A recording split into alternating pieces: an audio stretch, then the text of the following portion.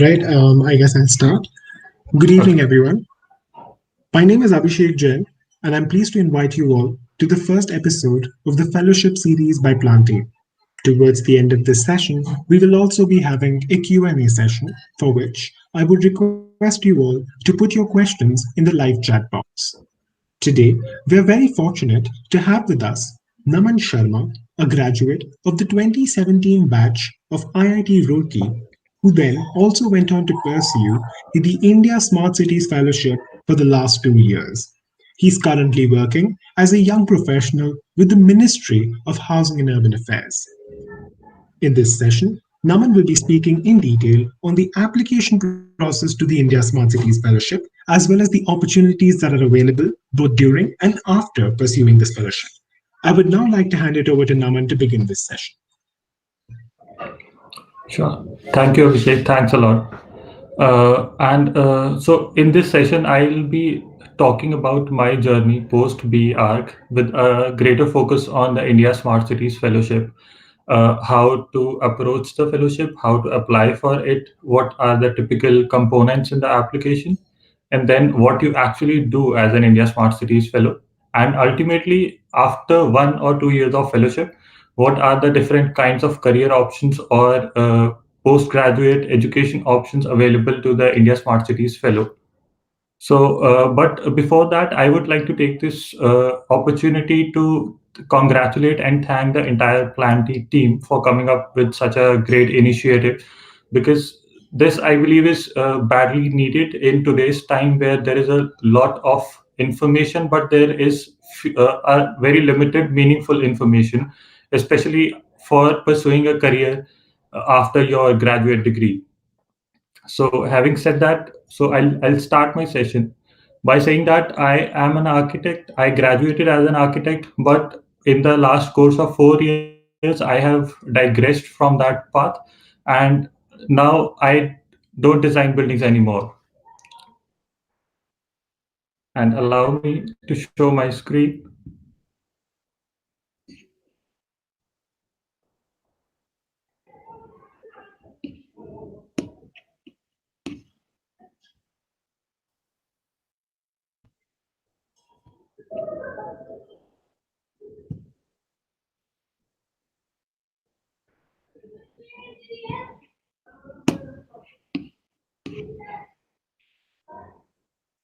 Okay, I believe there is some technical glitch while sharing the screen.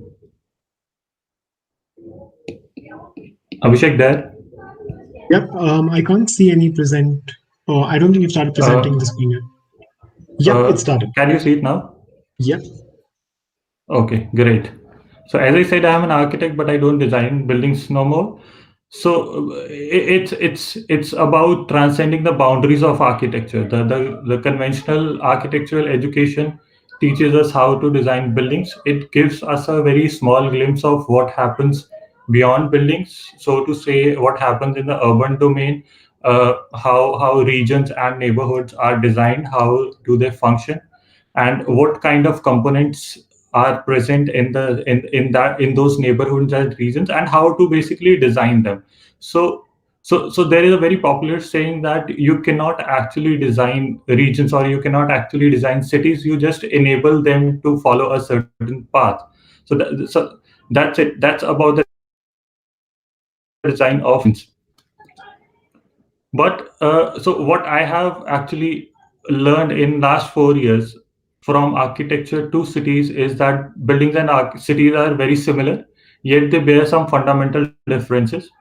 So if you see, buildings are system of systems. So most of the architectural graduates will agree to this, that while designing a building, you need to take care of the electrical systems, you need to take care of the air conditioning systems, the structural systems, the design that is going to provide the aesthetics to the building, and a whole lot of other things, may it be acoustics or fire or plumbing. but the final product, that is the building, is a system of systems, and within this system a lot of interdependencies are there. So for example, if your structure of a building fails, so it might have a very adverse impact on the plumbing system, and it might have a very adverse impact on the electrical system, or any other allied system. So the interdependencies are such that if one thing fails, the entire product fails. And you extrapolate this thinking, the systems thinking, to cities, and you see that cities are also the system of systems. The thing is that the scale is magnanimous in case of cities. So if you see, there are infrastructural systems in cities, there are telecommunications and networks, then there are basic housing systems in cities, and these are very tangible systems, we can actually see them. But there are also very intangible systems in cities, which are more important than the tangible systems. And these systems are your socio-political system, or a cultural system of a city, then your economics, how the city earns, how money is transported within a city, and then again the interdependency comes into play, and all the systems are affected, or you can say it's kind of a butterfly effect. If one small change happens in one system, so you never know, that can create that can create ripples across all the systems within the city. So that's why cities are a bigger system. But then what comes up is cities are actually complex systems. So buildings to some extent are simpler systems, because the number of components and the number of subsystems in cities are limited, but in buildings are limited, sorry. But within cities, since they are always evolving, there is no stop to a city. You cannot say now that I have designed a city, or I have formulated a plan for a city, and now it's done. No, it's not the right way. So cities will have people will keep on migrating, people will keep on moving in and out of the city, and that's why the city system will always keep on evolving or growing.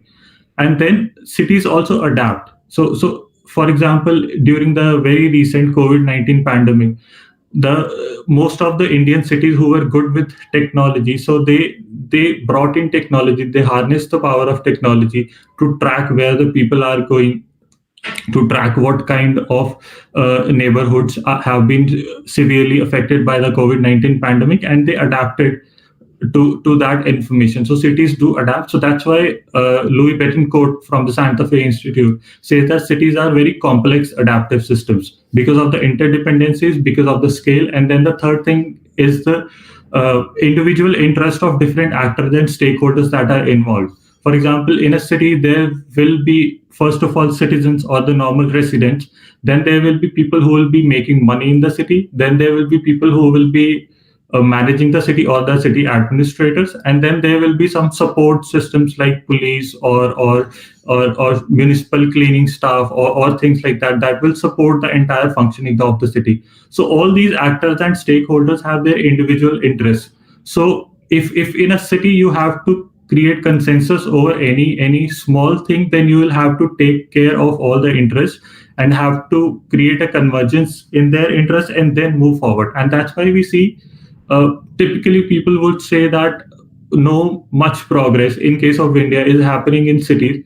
But the reason behind that is that they are so complex, and these interests of each and every actor, they cannot be mapped so easily. And that's why things take time to take off, or sometimes they fail also, because I mean, there are no such definitive techniques to bring in, or to map, or to simulate the entire complex system as of now.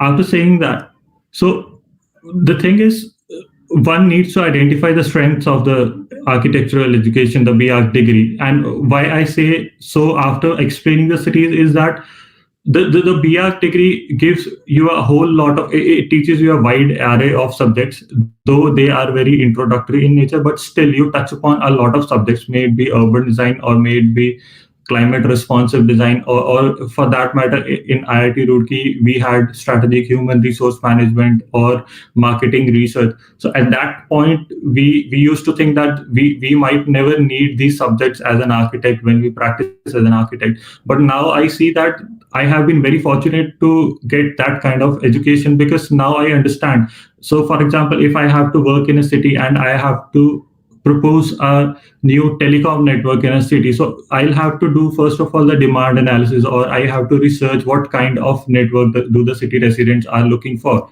So there the marketing research skills come in. So that's why if you need to pursue, or if you need to create a very good career after your BR degree, first of all identify what kind of strengths your architectural education has given you.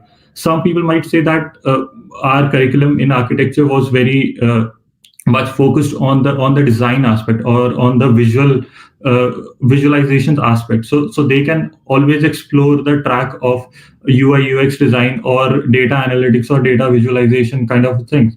So, but in order to do that, a lot of introspection is required, that what are the strengths that we need to pick and build upon. And this is something that I also did. So in my time, I used to enjoy the urban design or the urban planning subjects a lot, and that led me to taking up courses on edX and Coursera, and then get into detail what actually urban planning means. Because as I said earlier, in BR, your curriculum just touches upon these specialized subjects. But if you really want to pursue them, then first identify what to pursue, and then there are multiple options to pursue them. And that's how the entire journey started. So I started, after my education, after my degree, I started in the contractor firm, which is Shapoorji Pallonji. So I did my site management and construction management role for almost 2 years. And then within doing that, I realized that this is okay, but this is not something that I actually wanted to do. And then the thought came into my mind again, that yes, the urban thing, or the urban design, or the urban planning kind of a thing is what I actually want to do. So, and also in between, the opportunity for the inaugural batch of India Smart Cities Fellowship came in, and I applied and luckily got selected. So I can say I have also been fortunate enough to have my track laid in front of me, and I did not have to meander a lot to figure out my track. So next thing is that cities need young and skilled people, and rather problem solvers, to lead the urban transformation. And this is because, if you see, like I explained, cities are complex. They You don't have definite techniques or econometrics to measure the interest or the interdependency, and that's where the demand comes in. That cities need young people. Why young? Because young people are good with technology. And why skilled? Because cities need people who can actually map those things which are still not mapped. For example, map, the word map can be taken as literal meaning, to do a geospatial representation of a city, and otherwise the economic mapping, the skill mapping of all the citizens in the city, or the infrastructural mapping of the city. But that's where, I mean, the people are needed to work within the cities. And if you see, as of now, mostly city managers, that is the city administration, or the municipal corporations, or the municipal council, they're always short of staff. Why? Because their hiring process is very long. Then also they will have n number of criteria. Since it's a very formal procedure, they will have n number of criteria, and then obviously, because of a magnanimous population of our country, there will be huge filters and all those things. That's why the entire process of even hiring one person would take some n number of years, and cities won't bother. I mean, so they will say that we have a business as usual thing running, okay, so let's not be bothered about hiring new people or investing into human resources. And that's why they don't proactively search people, but actually they need people. And if people like us, who have architectural degrees, or even for that matter some other degrees like policy planning, public administration, etc., etc., they should try and reach out to cities very proactively and see where they need people and where they can contribute. And again, coming back to the India Smart Cities Fellowship, so this has been a very good thing that the government itself has initiated this fellowship, wherein it seeks the young and skilled problem solvers again to create some sort of urban transformation, to try out their ideas and see if they can, create some sort of new and unique solution to the urban problems. So I can say from the 2 years of my experience that India Smart Cities Fellowship, or ISCF that we call it as, is a boot camp for urban innovation. So boot camp is a very entrepreneurial or startup ecosystem kind of a word, where you are put into a certain environment or a certain ecosystem, given a problem statement, and then you have to solve that problem statement by building a unique, impactful, and scalable solution, which caters to the actual needs, which caters to the very critical needs of market or city, or any other thing for that matter. In ISCF's case, that market becomes the cities itself. So we'll now discuss how to get into ISCF and what actually you do in ISCF. So within ISCF, first of all, it's for that matter, it's a 1 year experience, and some fellows do get some sort of extension depending upon their projects. But initially, it is designed to be a 1 year of immersive and collaborative experience. So from starting the application process, so application typically for the first two batches, since there are right now only two batches.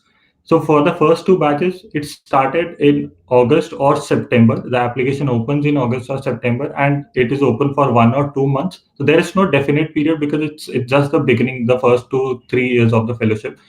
And then you apply, and in application component, there are typically very few components in the application.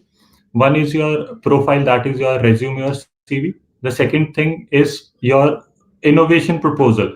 So innovation proposal is basically, you are supposed to provide a solution to an urban problem, to a contextual urban problem faced by Indian cities, and not, it is recommended that you don't pick any kind of a foreign case study to do that, because that won't solve the purpose.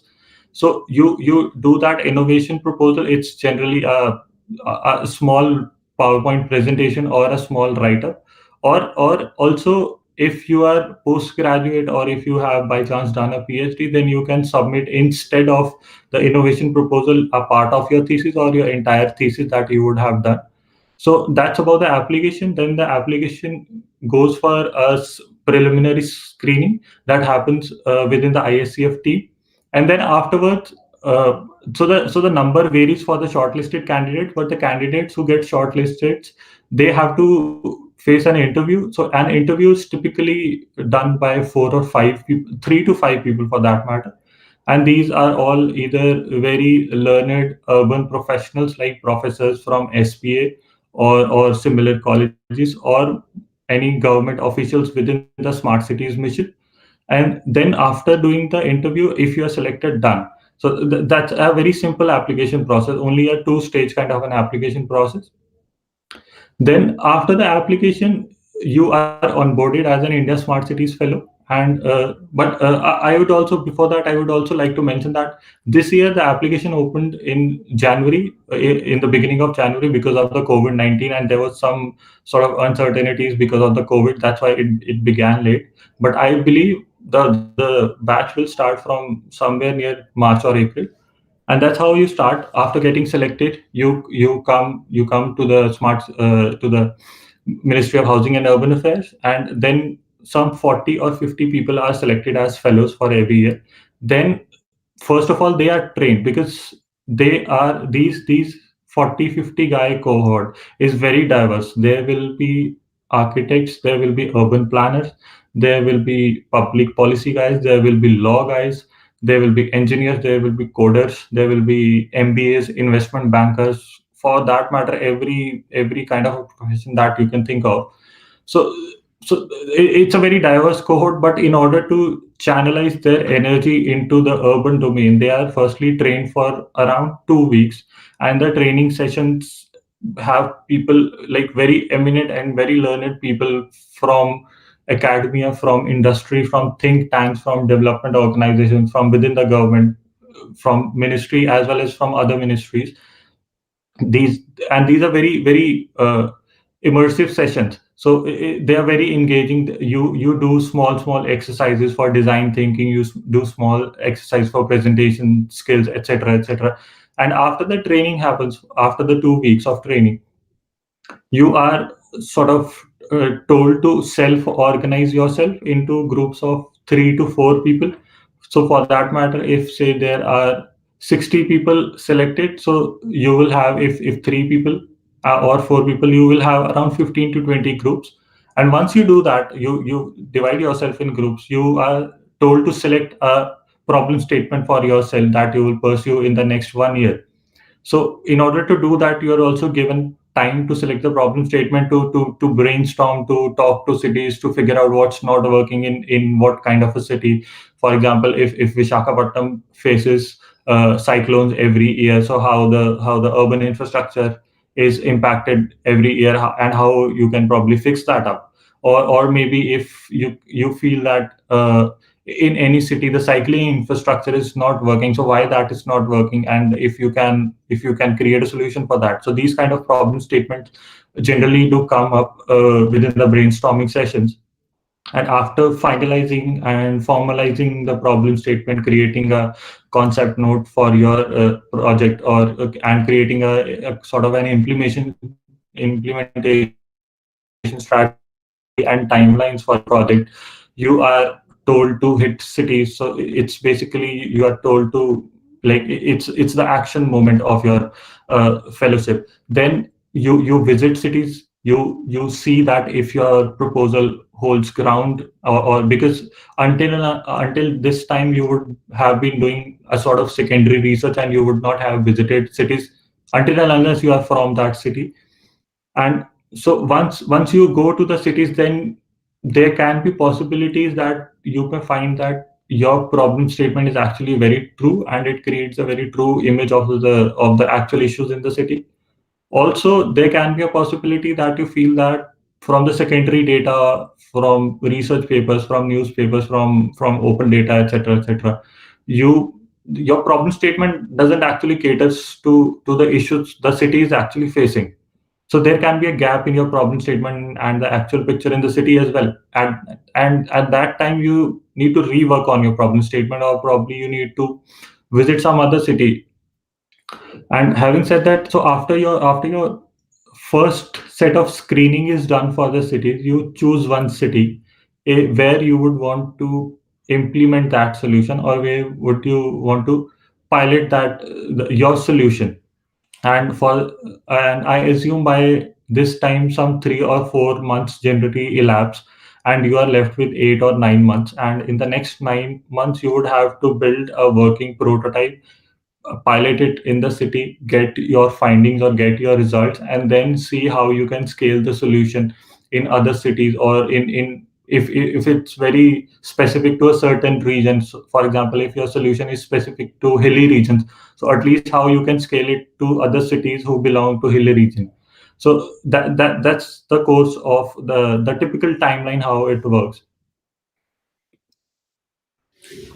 But the thing is, while applying, you need to keep in mind that you need not have a very great experience or very great names in your CV to back yourself up, but rather it will test your how good are you at ideas, how good you are with conceptualizing things or conceptualizing solutions, and if you are able to execute them or not. So it's kind of very similar to a venture capitalist session. For example, if you're presenting a startup idea to a venture capitalist, they will say how good is the idea, how it caters to the needs of the market, and if you are able enough to create a company out of that. And in this case, the company is not there, but still you have to execute it on ground, and you have to prove that you are able to do that. So in order, while doing the application, you need to focus, or you need to present yourself in such a way that yes, you are confident that you will be able to execute the idea. And the idea, the great idea being the, the precursor to that. And then who can apply for the India Smart Cities Fellowship? So first thing is, after, so the formal sort of minimum education that you need is B.Arch degree, or the bachelor's or the graduate degree, and afterwards you can have post graduation, you can have PhD and postdoc or whatever, but minimum is the graduate degree. But and from any field, but you need to sympathize with the urban problems. And if you can, then you should apply for the India Smart Cities Fellowship, because again, to reiterate, cities need young and skilled people. They need young problem solvers who can actually sympathize, who can first actually understand why cities are facing those problems.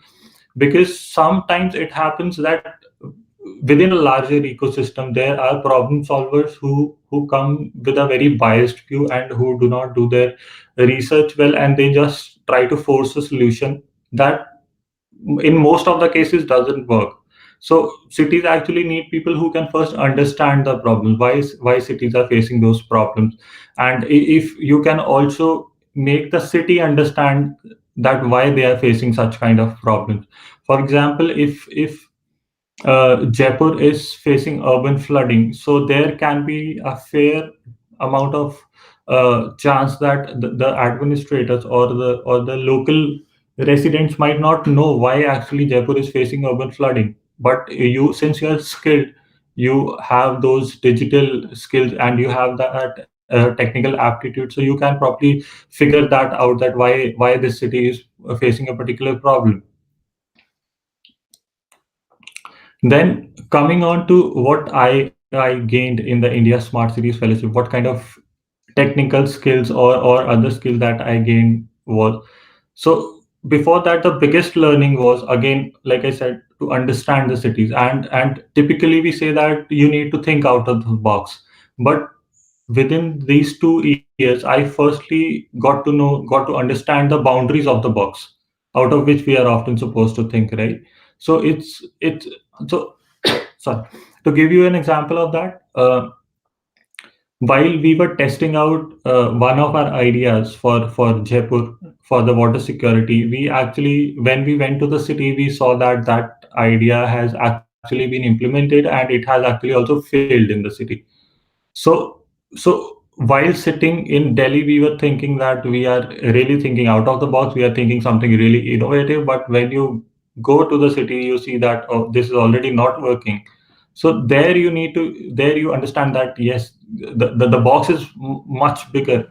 So while sitting in a box that is a building, you cannot actually frame the boundaries of that box. So you need to understand that boundary.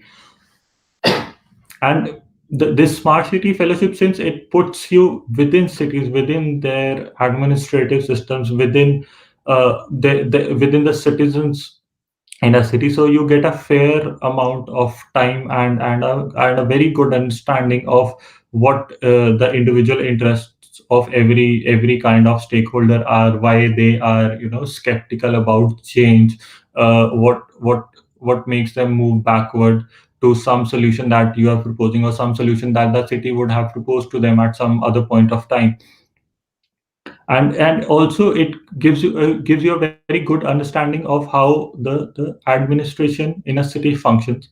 So how the municipal corporations functions, and typically when you say that things are not working, this experience will let you know why things are not working. So you will truly understand that boundaries of the box. Then after the fellowship, what will happen, right? It's a 1 year program, and some people who might be already employed after their BR degrees would be skeptical to join, because I also get these kind of questions that I am already in a very good job, so why should I leave my current job and go to the Smart Cities Fellowship for just 1 year, and I don't know what will happen after that. So there are two things. So firstly, it's a very young age, so you should not be afraid of trying and experimenting.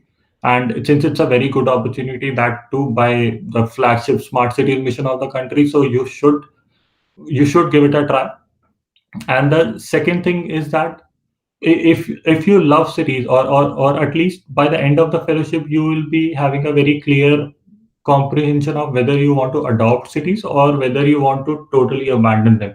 So there can be an instance where when you say that this fellowship was okay, but I don't think I am too much interested in the cities right now, or there can be things that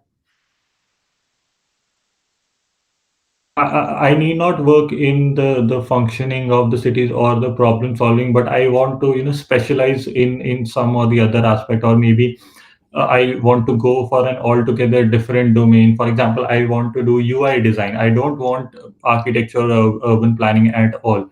But at least this 1 year would have given you that kind of clarity that what actually you want to do with your career.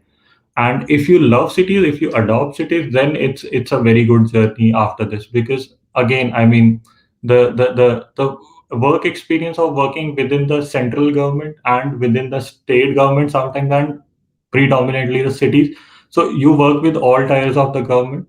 You get to know very good people, and it gives you a very privileged position in which you are backed by the Ministry of Housing and Urban Affairs. So basically you can reach out to any eminent person and tell them that yes, I am working in so and so fellowship and I am doing this project, please help me out, and they will never say no to you, because I mean, since it's the smart cities mission, and it has created such good vibes around in the country, that everybody wants to contribute and everybody wants to be a part of that mission. So that's why they will not say no to you, and generally people are very receptive to your calls for help, to your doubts, to your calls for collaboration.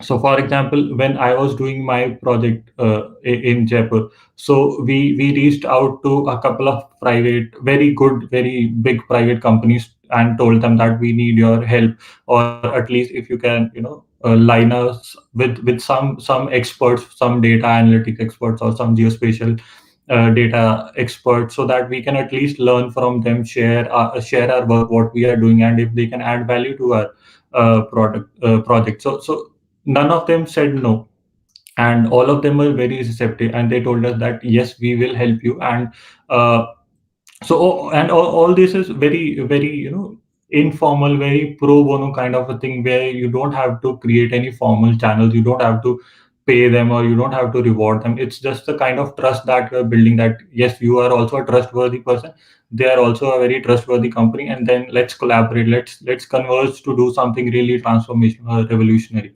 So if you adopt cities to come back, you will have a really great kind of a journey after this. So, and to talk about what kind of career options you will have after the India Smart Cities Fellowship. So, I can divide predominantly them in three areas. So, one is you can work within the government or with the industry. So, when I say government, so like I told you earlier, the cities are always short of people. So, the first and the foremost taker of you will be cities. So you can always, so since you would have worked with a city for 1 year, so you will have a very good rapport with almost everybody working in the municipal corporation or other departments of the city. You can always reach out to them. You can tell them that yes, if you see, I since I have added value uh, to your operation, so let's further collaborate and do something more, or scale this up, or do something else which is of certain value. So you can reach out to cities, then you can reach out to the Ministry of Housing and Urban Affairs, if because again it needs people, it needs young and tech savvy people. So they also become one prospective employer, or any other department that is working in the technology or the urban space. You can also reach out to them and ask if they can you can add any value to their operations. Then the other thing is the NGOs, that you can work within NGOs. Then the next thing is development organizations. So there are national and international development organizations. For example, USAID is there, or for example, DFID is there. So these are organizations very reputed, very and their work is widespread around the globe. So you can work with them and tell them, because their projects are also generally are based within the urban scenario. So you can reach out to them and ask them if you can help them in any manner. Then there are second category would be if you want to go for a research kind of a role. So research typically happens within the academic institutions. For example, I could have gone back to IIT Roorkee, or I could have reached out to any other academic institution if I were interested in research. And you can assist any professor. You can work in any kind of a excellence center in those research institutions. Then the another research employer would be think tanks, and there are a lot of them in India. So actually, after US, India has the most number of think tanks in the world in any country. So to give an example, Center for Policy Research, Center for Science and Education, World Resources Institute, again the Ministry's own National Institute of Urban Affairs. So these are the think tanks that actually also hire people, because their work is either focused on on urban domain, or some sort of domains which are either diversifying from the urban domain, or which are touching the urban domain. For example, urban migration, some think tank might be doing urban migration, so you can contribute to that. So this sums up the research kind of a role. And then the third track that you can have is, since this I'm talking about after the BArch degree, so you can go for postgraduate education. And for post graduation also, you can stick to the normal categories, which is urban planning, city planning, and urban design, or for that matter, landscape architecture, or masters in some smart cities, or something like that. Or also, if you feel that you need to specialize in a certain different kind of a domain, which is still related to this broader scenario, but slightly specialized into a different thing also. So you might pursue public policy, you might pursue public administration, or you can even go for post graduation in international development. So they also, since you have the perspective of how this the greater system, how the complex system works, so you can always apply this learning, and always quote this experience in your applications for all these postgraduate courses, and you'll have a fair chance in getting accepted into the very prestigious courses in universities.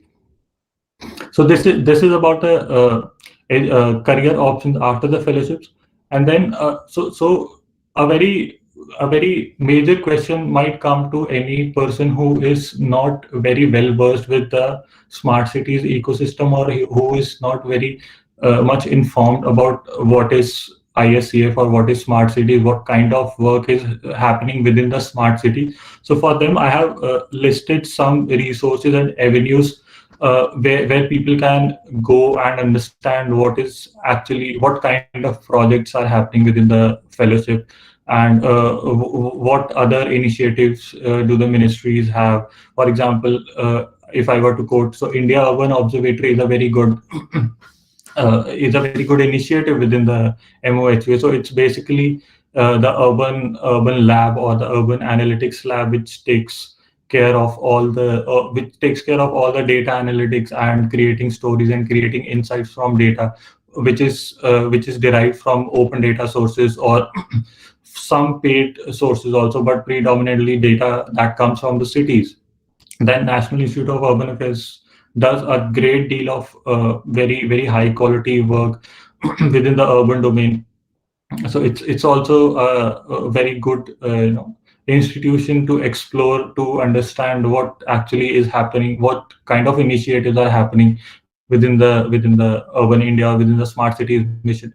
Also, so the smart city mission is very proactive in a sense that it creates a lot of competitions and creates a lot of challenges uh, to continuously engage with the cities and create a sense of growth and competition within them. For example, there is right now Nurturing Neighborhood Challenge that's going on. There is Transport for All Cycles for India challenge, etc., etc. So anyone can go to their websites and look what in which direction the urban transformation of India is moving. So then, after an understanding that, you can also do a small sort of introspection and see if you fit into this kind of an environment or ecosystem, or does this interest you, or it ignites some sort of idea, or you may feel that yes, I can also solve, for example, the cycles for all problem statement. I can also solve this challenge by my own unique thinking. So that's a very good, starting point for you to understand that yes, first of all, you can do this also, and secondly, how you can do this. And apart from India Smart Cities Fellowship, there are certain other avenues which still gives you a good feel of working within the mission or working within cities. So first of them is India Smart Cities internship. So people who are still in the BR degree, so they can, rather going for the fellowship, they can go for the internship, which is generally 6 to 8 or 12 weeks longer. So it also gives you a chance to work within the ministry to create some really good solutions, knowledge products, and projects for the ministry or the India Urban Observatory or for the National Institute of Urban Affairs. So and if you plan to apply for the ISCF later, so then an experience of India Smart Cities internship will always guide you in a very good way. The second thing is called TULIP. It's the Urban Learning Internship Program. It's a centralized system where you can apply for an internship with any city that has posted for internships. For example, if someone wants to work with the Municipal Corporation of Chandigarh, so they can go to this portal. They can find out if what kind of people do Chandigarh administration requires, and then just apply for them online. So everything is online, everything is centralized, so there is not much hassle in doing that. And again, it gives you a very good experience of working within the city, because TULIP is something that is related only to the cities. India Smart Cities internship is related to the Ministry of Housing and Urban Affairs. So in these two internships, you don't travel, or you don't traverse from central to city governments like you do in the India Smart Cities Fellowship. But still, they are very good starting points for you to understand if you actually, if you feel that yes, this work is fun, and if you feel that yes, this is something I always wanted to do. And apart from this, I would be happy to answer any of your question, any of your audience's questions. And yeah.